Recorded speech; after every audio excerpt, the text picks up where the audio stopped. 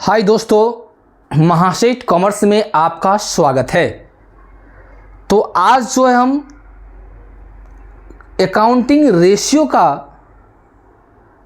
कुछ फॉर्मूला को लेकर आए हैं जो कि पिछले क्लास में भी आपको हम अकाउंटिंग रेशियो से रिलेटेड कुछ जो बेसिक चीज़ था उसको बताने का कोशिश किए थे। उसके साथ साथ कुछ फॉर्मूला भी था, उस फॉर्मूला को समझाने का प्रयास किए थे। और कल के वीडियो में हम बताए हुए थे कि ये जो कंपनी का जो चैप्टर है अकाउंटिंग रेशियो, ये चैप्टर फॉर्मूला बेस्ड है। यानी कि अगर इस चैप्टर को अगर सॉल्व करना है, इसमें जो भी सवाल दिया है अगर इसको आप सॉल्व करना चाहते हैं तो उससे पहले आपको कुछ फॉर्मूला है जिस फॉर्मूला को आपको देखना होगा, क्योंकि इस चैप्टर में फॉर्मूला बेस्ड ही सवाल है। ऐसा कोई सवाल नहीं होगा जो फॉर्मूला बेस्ड सवाल नहीं है। तो इसलिए आज जो है जो फॉर्मूला मेन इंपॉर्टेंट है, जिसके आधार पर सवाल को सॉल्व किया जा सकता है, उस सारे फॉर्मूला को आज हम कवर करेंगे। कुछ फॉर्मूला कल ही आपको बता दिए थे और कुछ फॉर्मूला है जिसको हम लोग आज कवर कर लेंगे। और फॉर्मूला को थोड़ा बारीकी से समझने का प्रयास कीजिएगा, क्योंकि जब तक आप फॉर्मूला को नहीं समझेंगे तब तक आप कितना फॉर्मूला याद करेंगे, ये बात समझ रहे। क्योंकि इस चैप्टर में जो फॉर्मूला है बहुत सारा फॉर्मूला है। कल एगो हम फॉर्मूला आपको बताए थे करंट रेशियो के लिए कि करंट रेशियो का फॉर्मूला क्या होता है, current assets by current liabilities. अब देखिए करंट रेशियो निकालने के लिए आपको क्या चाहिए, करंट एसेट्स चाहिए और करंट लायबिलिटीज चाहिए ना। अब इसके लिए क्या चाहिए होगा कि करंट एसेट्स की जानकारी होना चाहिए आपको, फिर करंट लायबिलिटीज की जानकारी होना चाहिए। उसी में फिर लिक्विड एसेट्स होता है, लिक्विड एसेट्स को क्विक रेशियो बोलते हैं या क्विक एसेट्स बोलते हैं, उसी को एसिड टेस्ट रेशियो भी कहते हैं। नहीं तो इन सारे बातों को ध्यान में आपको देना होगा, और जब तक इन बातों को ध्यान आप नहीं देंगे तब तक इस चैप्टर आपको समझ में नहीं आएगा। तो चलिए टाइम को वेस्ट न करते हुए आज जो रेशियो से रिलेटेड जितना भी फॉर्मूला है सारे फॉर्मूला को हम लोग डिस्कस करेंगे, और अगले दिन से फॉर्मूला बेस्ड जो सवाल होगा उसको हम लोग किस तरह से सॉल्व करेंगे उसको बताएंगे। तो चलिए आज दिया हुआ है कि इन्वेंट्री या स्टॉक टर्नओवर रेशियो, यानी आप कहेंगे कि इन्वेंट्री और स्टॉक क्या है, तो बाबू रे इन्वेंट्री को ही दूसरा नाम स्टॉक होता है। तो जब भी हम टर्नओवर की बात बोले, चाहे वो पर डे का टर्नओवर हो, चाहे पर मंथ का टर्नओवर हो, चाहे हाफ ईयरली टर्नओवर हो, चाहे ईयरली टर्नओवर हो, मतलब टर्नओवर का मतलब हुआ कि कितने बार, दिन में कितना बार, महीना में कितना बार, 6 महीना में कितना बार, 1 साल में कितना बार, ये टर्नओवर की बात बता रहा है। और जब कभी भी टर्नओवर दिया होगा इसका मतलब है कि उसका आंसर कभी भी आएगा तो टाइम्स में आएगा। किस में आएगा? टाइम्स में आएगा। तो देखिए यहाँ पर दिया है कॉस्ट ऑफ गुड्स सोल्ड, ये लिख सकते हैं, या cost of revenue from operation. देखिए कॉस्ट ऑफ गुड्स सोल्ड को ही दूसरा नाम cost of revenue from operation होता है। एक होता है रेवेन्यू फ्रॉम ऑपरेशन जिसको हम लोग नेट सेल बोलते हैं, लेकिन रेवेन्यू फ्रॉम ऑपरेशन से पहले अगर कॉस्ट लग जाए यानी cost of revenue from operation, इसका मतलब ही होता है कॉस्ट ऑफ गुड सोल्ड। क्या होता है? Cost of good sold. उसके बाद कहता है क्या? एवरेज स्टॉक या इन्वेंट्रीज। एवरेज निकालने के लिए आप 10th में भी पढ़े होइएगा एवरेज, नहीं जिसको हम लोग हिंदी में औसत बोलते हैं। तो एवरेज में क्या है कि एवरेज में मान लीजिए कि अगर 10 व्यक्ति का आय निकालना है तो 10 व्यक्ति का आय को जोड़ के 10 से डिवाइड करते हैं, पर व्यक्ति का इनकम आता है। ठीक इसी पर यहाँ पर स्टॉक की बात बोलेगा, तो स्टॉक जब कभी भी निकालेंगे एवरेज निकालेंगे तो ओपनिंग स्टॉक को ऐड करेंगे, क्लोजिंग को ऐड करेंगे, दोनों को जोड़ने के बाद जो आएगा उसको 2 से डिवाइड करेंगे।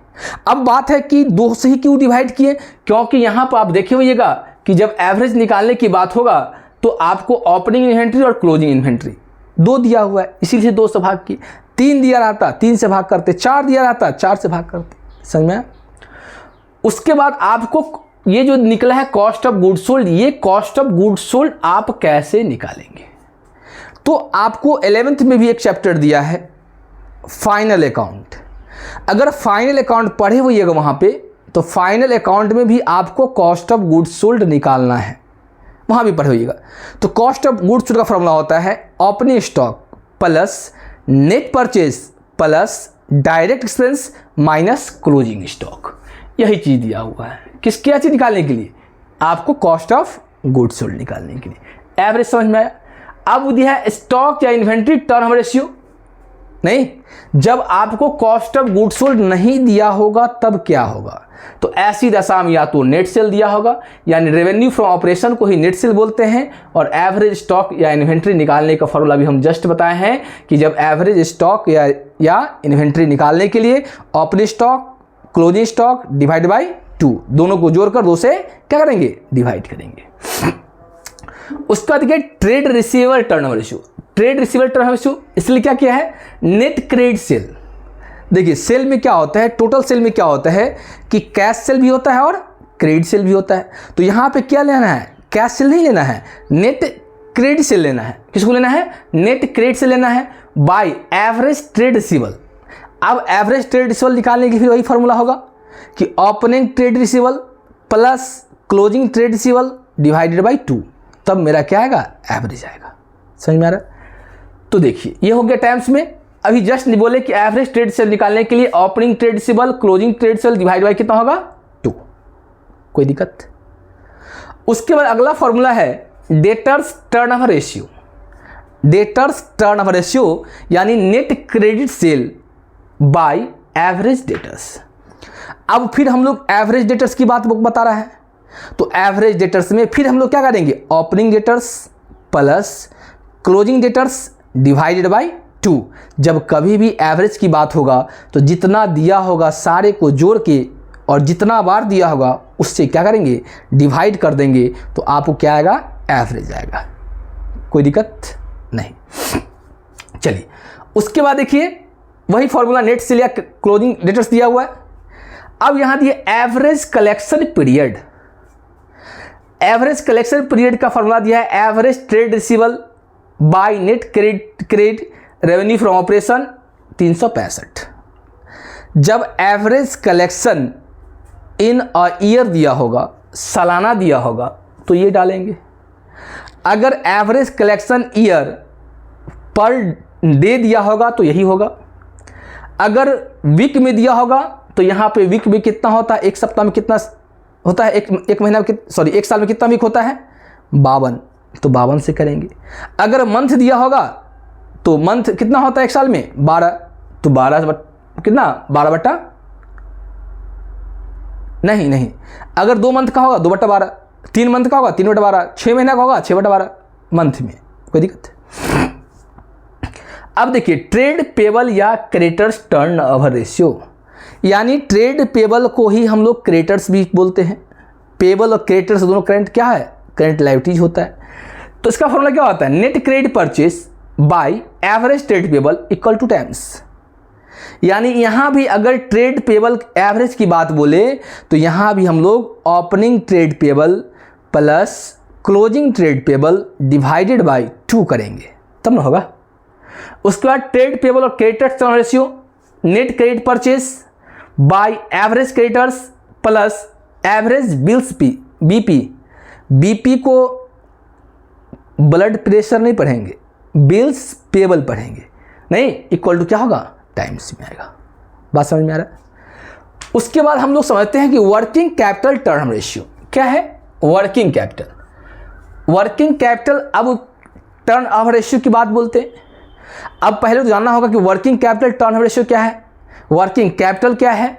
नहीं तो वर्किंग कैपिटल क्या होता है कि करंट एसेट्स में से अगर करंट लायबिलिटीज को घटा दीजिएगा तो मेरा क्या आएगा? वर्किंग कैपिटल आता है। क्या आता है? Working capital. यानी करंट एसेट्स में से करंट लायबिलिटीज को अगर लेस करते हैं तो मेरा क्या आता है? वर्किंग कैपिटल आता है। अब फॉर्मूला देखिए, रेवेन्यू फ्रॉम ऑपरेशन यानी नेट सेल नहीं by working capital equal two times. अब वर्किंग कैपिटल का फॉर्मूला हम जस्ट बताएं कि करंट वर्किंग कैपिटल, अगर वाले पूछ दी कि वर्किंग कैपिटल का फॉर्मूला क्या होता है, तो वर्किंग कैपिटल क्या होता है, current assets minus current liabilities. समझ में? अब देखिए fix assets turnover ratio, fix assets अगर बात कर रहा है तो करंट एसेट्स की बात करेगा। Fix assets cost of goods sold यानी कि नेट सेल यानी कि रेवेन्यू फ्रॉम ऑपरेशन, तीनों का मतलब एक ही होता है। By net fix assets, net fix assets का मतलब ये हुआ कि अगर फिक्स एसेट्स में कोई डिस्ट्रॉयड है, कोई रिटर्न है नहीं, तो उसको घटाने के बाद जो आएगा वो नेट आएगा। समझ में आ रहा है? उसके बाद ये करंट एसेट्स टर्न रेशियो यानी cost of goods sold net cell revenue from operation, ऊपर वाला सेम है, यहाँ था फिक्स एसेट्स, यहाँ होगा करंट एसेट्स। क्या होगा? Current assets. समझ में आ रहा है? अब क्या है? Gross profit ratio. अब ग्रॉस प्रॉफिट रेशियो का फॉर्मूला क्या होता है? Gross profit. अब कहिए ग्रॉस प्रॉफिट निकले कैसे? तो ग्रॉस प्रॉफिट निकालना बहुत सा फॉर्मूला है। एक होता है net cell minus cost of goods sold, वही ग्रॉस प्रॉफिट ही होता है नहीं। उसका बाय क्या दिया है? रेवेन्यू फ्रॉम ऑपरेशन इनटू 100 यानी रेवेन्यू फ्रॉम ऑपरेशन बोले या नेट सेल बोले नहीं, यानी gross profit by net sale into 100। उसके बाद क्या? Operating ratio. कौन रेशियो? Operating ratio.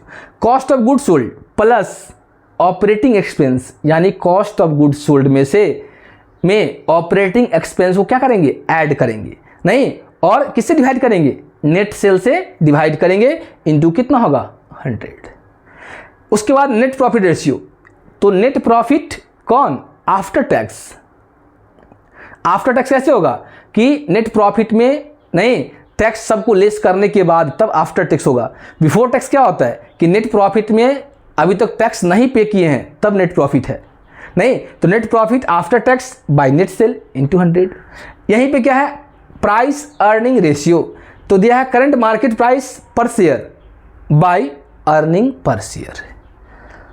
तो ये जो है अकाउंटिंग रेशियो का जो फॉर्मूला है, ये फॉर्मूला मोस्ट वीवीआई है।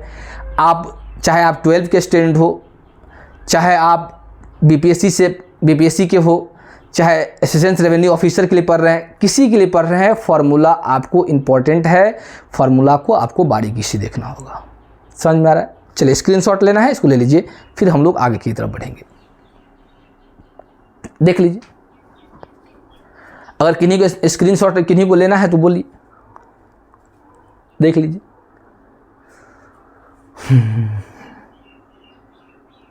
हो गया? चलिए, तो ये फॉर्मूला है। इस फॉर्मूला को हम बार बार बोल रहे हैं कि आप लोग इस फॉर्मूला को बारीकी से देखिएगा नहीं, और प्रत्येक बहुत सा ऐसा आइटम है, जैसे मान लीजिए कॉस्ट ऑफ गुड्स सोल्ड का हम अगर एक फॉर्मूला तो हम लिख ही लिए थे नहीं कि ऐसे निकालते हैं। तो बहुत सारा फॉर्मूला होता है, जिस फॉर्मूला को कंबाइंड करने से एक फॉर्मूला का जनरेट किया जाता है वहाँ पे, समझे? तो इस फॉर्मूला को आप बारीकी से देखेंगे। अब जो है कल से हम लोग क्या करेंगे, कल से इसी चैप्टर का आपको फॉर्मूला बेस्ड, मतलब सवाल अगर दिया रहेगा तो उसको हम लोग किस तरह से सॉल्व करेंगे, ये हम कल आपको बताएंगे कि किसी भी सवाल को हम लोग किस तरह से सॉल्व करते हैं, कैसे फॉर्मूला के माध्यम से, मतलब फॉर्मूला को कैसे पुट करते हैं और उसके आधार पे हम इसको कैसे सॉल्व करते हैं। कोई दिक्कत? तो आज का क्लास हम यहीं पे एंड करते हैं, और लंबा वीडियो हम आपको नहीं बना रहे हैं ताकि आपको देखने में बोरिंग ना हो, इसीलिए हम लंबा वीडियो नहीं बना रहे हैं, ताकि आप थोड़ा ही समझिए, पढ़िए, मन से पढ़िए, दिल से पढ़िए, ताकि आपको समझ में आसानी से आ जाए। कोई दिक्कत?